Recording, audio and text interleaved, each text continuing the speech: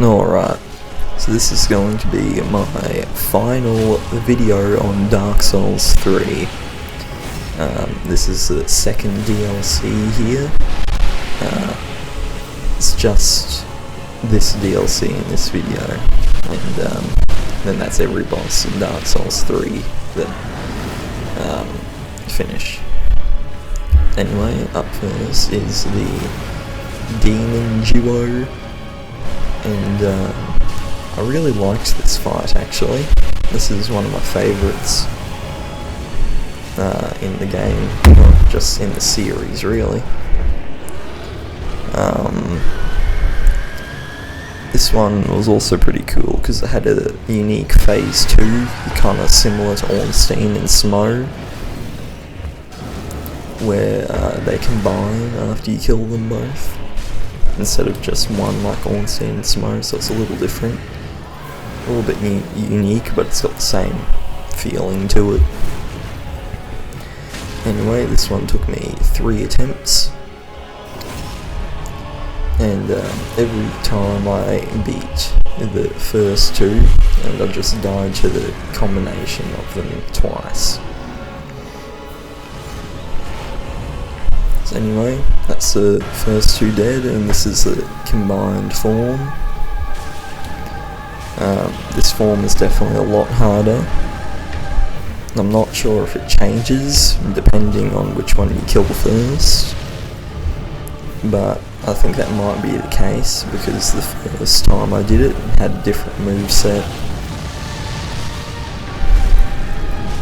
Did like this really annoying move that killed me instantly.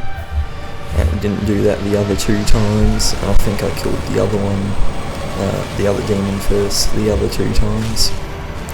So it might be different depending on which order you kill them.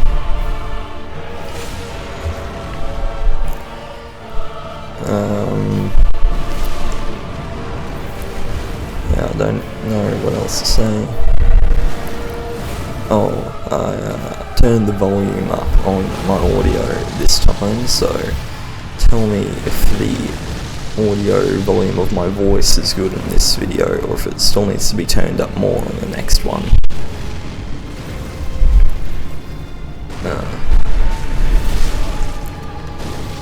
Anyway, in this phase of the fight here, the boss gains a lot of different moves and has a much higher amount of health compared to the individual ones in the first phase.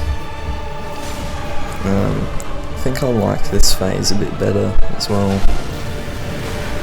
The stagger's really easy. You get a lot of damage from the stagger. It also gives you a lot of openings like this where you can just keep hitting it. And there's the stagger because I kept hitting it. And this looks like the final hit. Yep. Alright, on to the next boss. Dark Eater Midir. Now this one took me a lot more attempts than the last one. In fact, it took me 15 attempts. I tried a lot of things with this boss. Tried hitting the head, tried like attacking its legs, which gives less damage, but I thought it'd be safer. But strategy I just ended up going with was staying in front of it, dodging the attacks and hitting its head while locked on. Found that to just be the best strategy. This boss is another one of those ones that has like a stupid amount of health in this game. Like this one almost felt like Ancient Dragon from Dark Souls 2, but they actually gave it a difficult moveset. Feels like that. So this one was a lot harder. But he does give good punish opportunities after his attacks. And most of his attacks are consistent to dodge.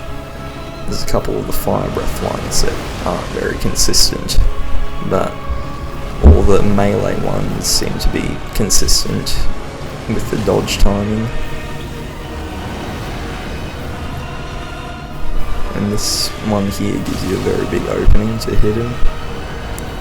Oh, I think this part of the fight is scripted as well, because you get a stagger, and then I'm pretty sure he just stays down long enough for you to kill him after you stagger him, because that felt like a little too easy there. Anyway, here we are on the next boss. This one is Half-Light.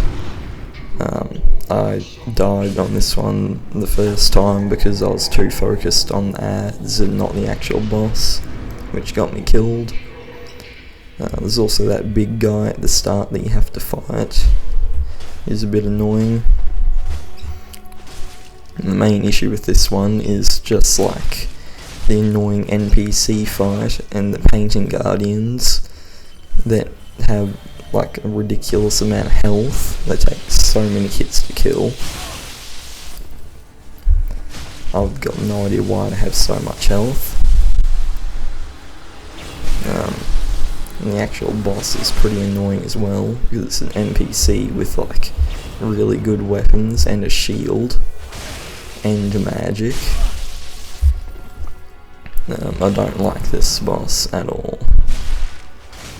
Even though I think that this DLC is probably the best part of this whole franchise, and it has some of the best bosses in the franchise. This boss was a bit of a mistake. This boss is not very good.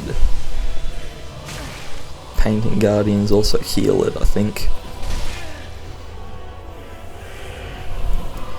And there he goes, shooting off magic again. I think the boss uses that katana that you get from the Medea soul.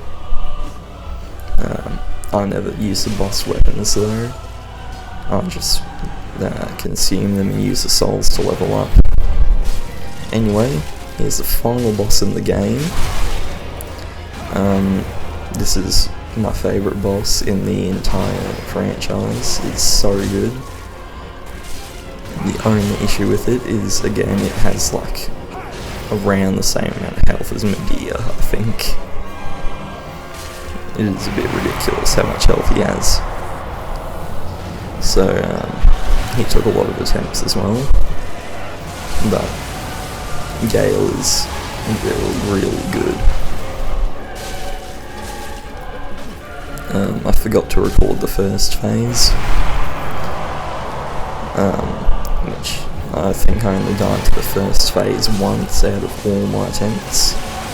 The rest of it was just me dying on the second phase because I would just choke, then use up all my flasks straight away, and have to do the whole thing with no flasks, which I couldn't do, except for this attempt where I managed to still have some flasks. Definitely a very hard fight, but it is fair most of the time. This one took me 20 attempts, so I think that's the most out of any boss in this whole game. Yes, it is. Second highest was free.